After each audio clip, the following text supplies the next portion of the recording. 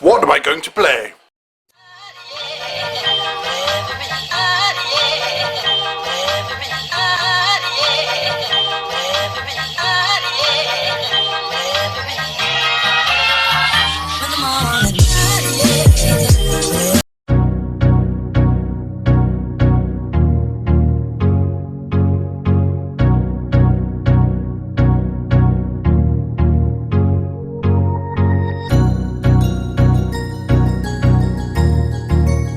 Have you ever been trapped inside a castle that's dark and want to escape? No, neither have I. But join me as I review Escape the Dark Castle. I'll do an unboxing as well so you can see what's inside, and then I'll tell you what it's all about and whether it's any good. Join me as I do Escape the Dark Castle. So let's start with the unboxing of Escape the Dark Castle. I'll just take it out. I'm just going to say, first note before I do that is I love the box work. I think that's an amazing image.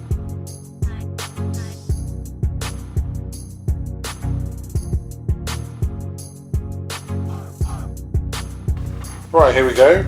I'm going to open it up now. And there we are. There's the rulebook, which it says on the back, simplified rulebook. And I've heard good things, and it seems pretty well structured, well laid out. End game, turn order, trading items. Let's see if it's got a little bit about solo. Oh, there's combat, which is always useful, and solo play, all very good. And I do like the artwork within it as well, and obviously the expansions, which we won't be talking about, but obviously if you know about the game, you'll definitely know about the expansions. Here's our cards, which are nice size, nice format. We've got a little notepad there, which should slot in there, but we walk around a little bit of the box. Pencils, more cards, oh, very good, they look like weapon cards. I like, once again, the box and artwork there, and then with wonderful dice, oh, nice selection of dice here, very good, good sealed. Okay, let's just say turn over to begin. Oh, very nice indeed. So, join me as I review Escape the Dark Castle.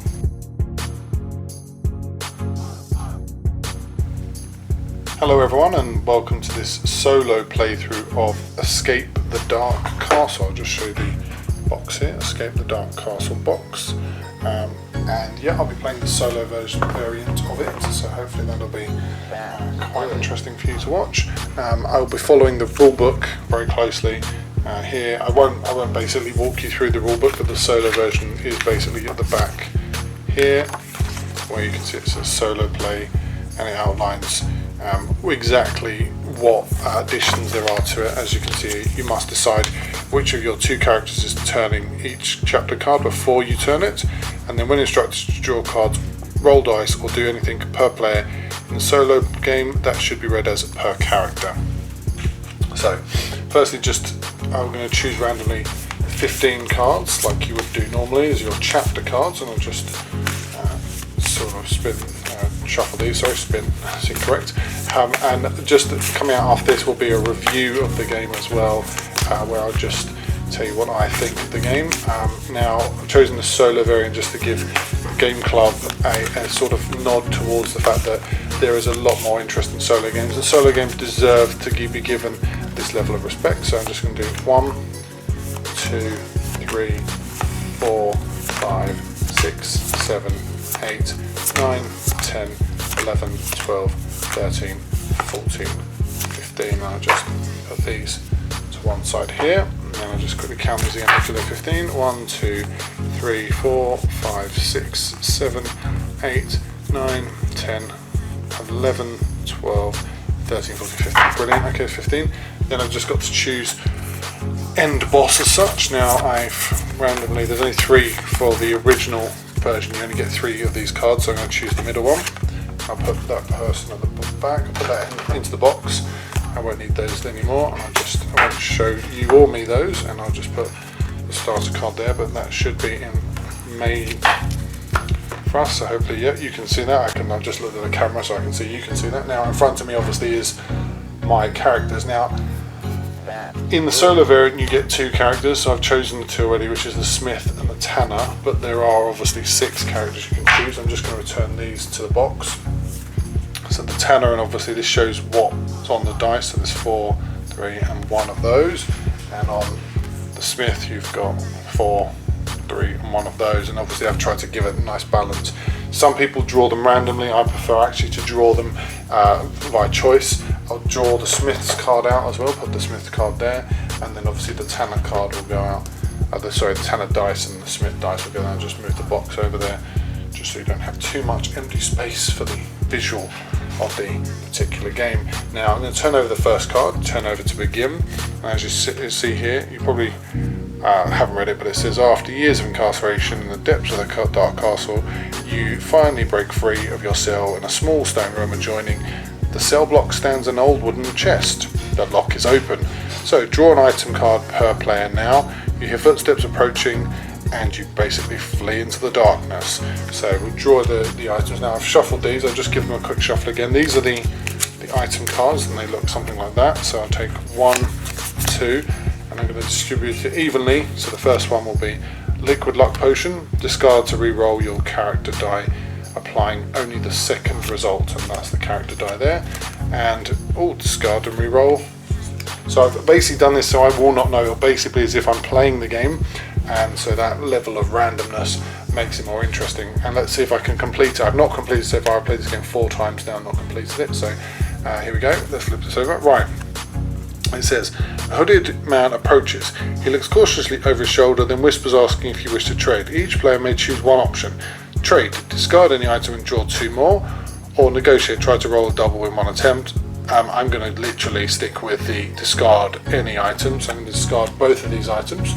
These are now both gone, and so I get 2 in their place. Now what I'm doing is I'm going to put the pool here. This is the discard pile here, so we get 1, 2, 1 and 2, and I'll just turn these over and show you. So that this is for the Smith, Liquid Luck again, so he gets Liquid Luck again, and also Elixir of Insight. Discard before any round of combat to change any character die to show a trait of your choice. Very good.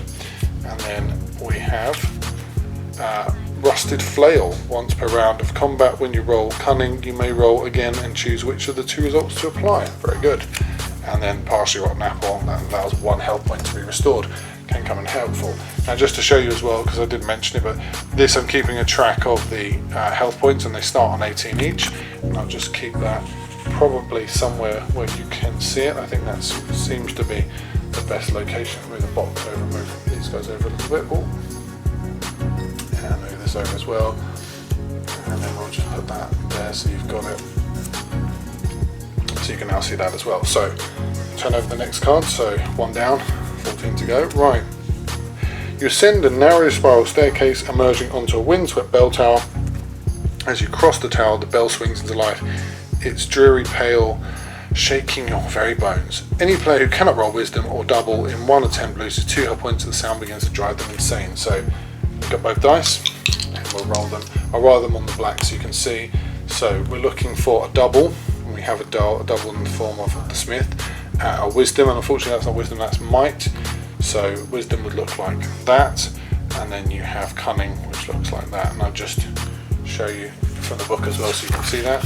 Very start of the book, it will show you here, just so you've got might, cunning and wisdom. So unfortunately, right, my Smith survives, but my Tanner will lose 2 points. So I'll just mark down to 16, make it nice and bold so people can see that. Right, okay, next turn. Here we go. So, a skeletal form lies slumped in the corner of this dark chamber, beneath the dust of ages. It still clutches a mouldering map. It's mouldering, I guess that means, yeah, that does mean mouldering. As a group, choose one option. Move Something Isn't Right Here, turn the next chapter card. Still, nominate a player to roll 2 wisdom in 3 attempts. And then obviously they get. Now the thing is, at the moment I'm choosing that the Smith is leading the expedition, so at the moment the Smith will be doing all the rolls here, and I've decided that because it's saying roll 2 wisdom, now the Smith has 3 wisdom there, but the Tanner, and unfortunately I've chosen the Smith, so I'm going to literally move on in terms and turn the next chapter card, because that doesn't look too good. We'll turn over. A series of long blades swings from the ceiling of this narrow passageway. You study the pattern of their movement and prepare to dash through to the other side. In unison, all players must roll their character dice along with one chapter die 3 times. Each time a player's character die matches the chapter die they rolled, they're caught by the blades and lose 2 health points. If a player rolls a double of any of the 3 rolls, they survive that roll without taking damage. So this is our chapter die. So here we go. And oh dear. So it does say though, if a player rolls a double on any of the 3 rolls, they survive that roll without any damage. The first one, no damage. The second one, oh dear, we've got a fist. So the smith loses 2. So we'll go down to 16 for the smith as well. And the tanner is fine. And the last of the last, we've got, oh, that's not bad at all. So there we go. So we'll just return the smith and the tanner's dice back to there. Chapter dice back. So we've not too bad. Now I'm going to, at this point, the tanner is going to now take the restore for 1 health point. So we'll discard that and we'll go up to 17. And the tanner will be the next person to take the card because their health is better than the smith's. So that's simply the simplest way of doing it. You pass through a chamber which serves as a cesspit below the castle privies. As you pick your way through the filth, something unusual catches your eye. So we get to choose 1 item card, and we've chosen, oh, stale loaf of bread, lovely, and that will go to the tanner. So that's good indeed. Now, just to note, you can't have more health than you started with, so I won't be using that until later on. We'll turn the next card. So we've done quite well so far. Oh dear, here we go. You are knocked unconscious and dragged down a side passage. You awake strapped to a table where a man in a filthy apron is scraping rust from a jagged blade. You are about to be a test subject for the castle torturer. You must endure the pain until your absence is noticed and you are rescued. Roll your character die 5 times. For each roll, there's not might or a double, you lose 1 health point. Oh dear. So the tanner basically has to roll 5 times and wants might or double. No, that's 1. That's a double, so that, okay, still 1 health point. Oh, 2, that's might, yeah, that's fine. Oh, so 2 and 1 more, to double, and there we go, that's the 5 done. So 2 health points lost for the tanner, and that means they're down to 15. And I probably will discard this to restore 2 to get back up to 17. So just to keep things on an even kill, and the tanner will take on the roll. So okay, next one. At the end of this winding passage, a wooden chest covered in cobwebs is protected by a gauntlet of vicious looking traps. As a group, choose 1 option. Move on, it's not worth the risk, turn the next chapter card. Risk it, nominate a player to try and retrieve items from the chest. They must roll cunning in 1 attempt and must try this as many times as there are players. Okay, so I'm going to look at, I think I have to get the tanner because the tanner's the one leading the expedition, to try and roll cunning. Now, just to show you again so you know, cunning is this eye. There you go. Now the thing is, it says 2 players, so I must roll cunning in 1 attempt and may try this as many times as there are players. So I get 2 chances. Oh no. And second one. Oh no. Dear oh dear. So failure, the nominated player loses 2 health points. So now we're down to 15. So there's 2 additional health points I got before. Kind of didn't help much. But we still haven't fought anyone, which is good. Next one. Oh, here we go. You turn a corner and step right into the path of 2 guards. They exchange a puzzled look, then lunge to restrain you. As a group, choose 1 option. Flee. You force your way past them, but not before taking several glancing blows. Each player loses 1 health point. Or begin combat. I think I'll go for combat. So, combat, the way it works is very simple. You look at the bottom of the card here. You can see this is just a symbol which says players. So we've got 2 players, so we use 2 of these dice and we roll. So I now need to roll a cunning and a wisdom, and both players are going to fight in this. Now, just to note, once per round a combat, when you roll cunning, you may roll again. I'm not going to initiate that. Discard to re-roll your character die, applying only the second result, and discard before any round of combat to change any chapter die to show a trait of your choice. So I'm going to use this one, the Elixir of Insight, and I'm going to change this chapter die to show a fist. So to show you right, okay, here we go, first one. Oh, so we've got, oh dear, well that wasn't very useful. So basically, the tanner is shielded, but the smith isn't, so he'll lose 2 life points. So he's down now to 14, and we're going to roll again. I'm not going to rest anyone this turn either, oh dear. Once again, the smith loses 2 life points, so he's down to 12. And because the tanner's shielded, now I'm going to put the tanner in, and the smith is going to rest and gain 1 life point. So the tanner rolls, oh dear, so loses 2. So it would probably have made more sense to have actually sat this one out, to be fair, but anyway, there we go. Okay, and then we're going to put both in again, and we're going to see, oh dear, this isn't working out well at all. So that's shielded again for the tanner, but he'll lose, smith will lose 2, so he's down to 11 now. I'm going to let the tanner rest this turn to get 1, and I'll let the smith go, and bang, look at that, very good. So then, because I've rolled that, I can remove that from there now, so that's gone, but I still lose 2 because they're still in play, so the smith is now down to 9. Okay, and now I'm going to get them both in, and just to bump up the tanner to 14, I'll probably the tanner will now continue. Let's see, oh, we got a fist, and oh dear, so they both lose 2, 9, 7, and that's down to 12.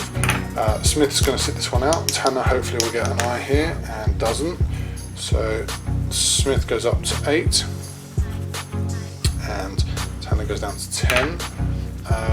Let's do them both again, but this could end up badly for me. I'm going to, oh there we go, finally. I was planning to use the liquid luck, but no, I'm not going to, because we've rolled the dice and we've now successfully beaten these 2 guards. Moving on to the next card. So, without warning, a swarm of giant bats burst into the passage where you can only cower behind the overwhelming blur of wing and fan. As the bats swarm past, each player in turn must roll their character die along with 3 chapter die. After rolling, a player loses 1 health point for each chapter die that matches their character die. If a player rolls a double or rolls no matches, they are unharmed by the bat. So here we go, so 3 character die, that matches there, and so we'll start with our friend the smith, and let's see what we got. So we've got 1, but he rolls a double, or so basically, yeah, so he's safe, no injuries there, which is good. So Smith to go. And now Tanner, and she rolls one eye, so she loses 1 life point, so she's down to 9. And here we go. Next card. Oh dear. The chamber is flanked by caves and littered with gnawed bones. A guttural growl rings out as something emerges.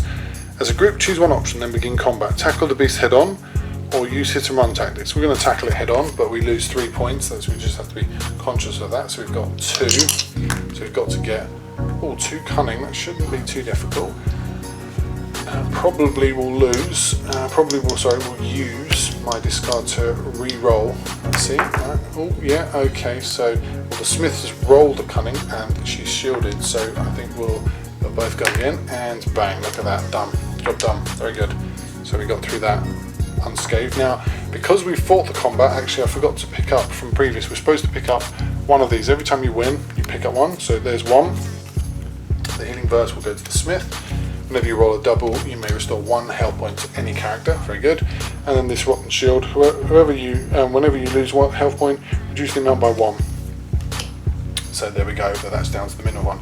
Now, just so you know, that's because I fought these gentlemen and forgot to basically take a health card take a bonus point for that. And I will now take 1 card for that as well.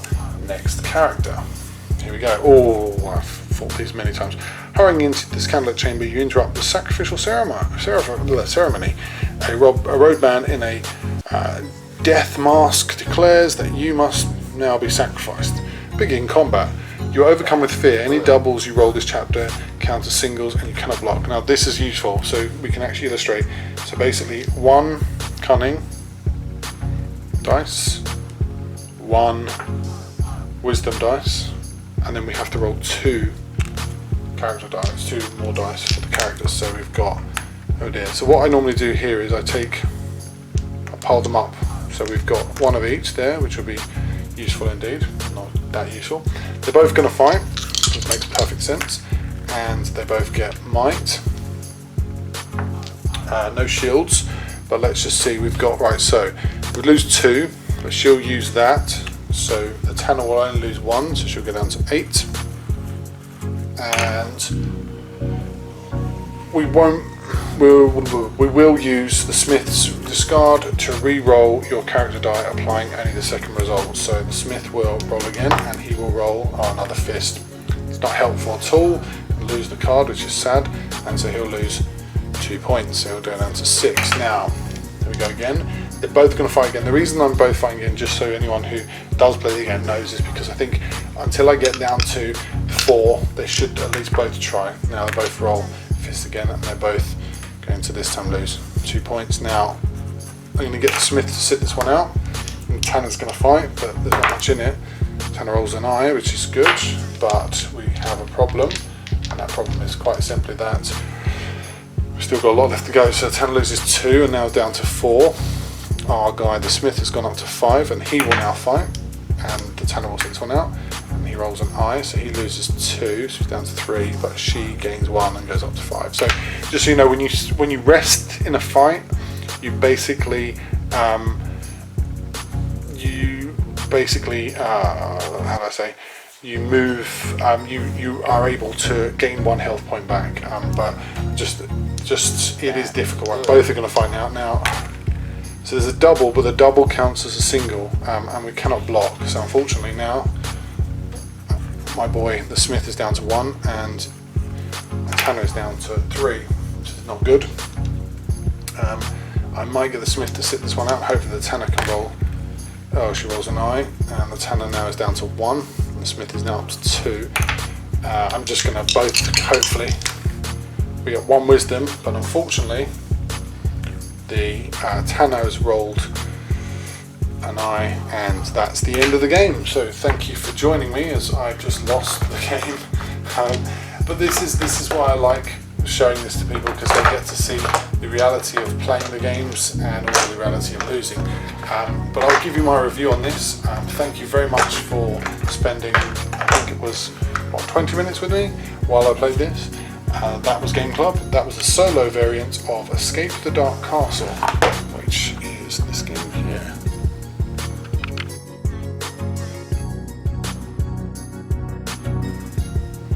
So, what are the thoughts about Escape from the Dark Castle? The thoughts are very simple. This is an outstanding game. Outstanding because of its simplicity, its uniqueness to a certain extent, but its playability. This is the sort of game that crosses boundaries. It crosses groups, so that means people who are experienced gamers and also people who are very unexperienced gamers and people who basically casually play will like this.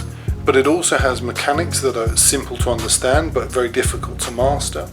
It has a theme that is pretty much sort of self-explanatory, and one that anyone who's played like fighting fantasy games or fantasy sort of works like Warhammer will understand. But above all, it has an ability to be sort of as rich and as vast and as dense as you wish, or as casual as you want. That is brilliant. This is something that I would say is the best part of Escape from the Dark Castle. It's a sort of game that, and anyone who knows will know that there are myriad expansions to this and extensions, but the base game is still as good as it ever was. And as such, you should run along and buy this if you haven't, or if you have got it in your collection, play it again, because it's well worth running through. The simplicity, the mechanics, the functionality of it, the processes, the plays, the combat, the richness of what the content is. The only downside, in honesty, is the fact that it has those only 3 bosses that you get to fight at the end, but getting your way through, navigating your way through is so difficult, so richly involving, that by the end of it you probably will just enjoy the fact that you might get some consistency with those. So, in summation, buy this game, it's brilliant. That was Escape from the Dark Castle. I'm Simon, and this is Game Club.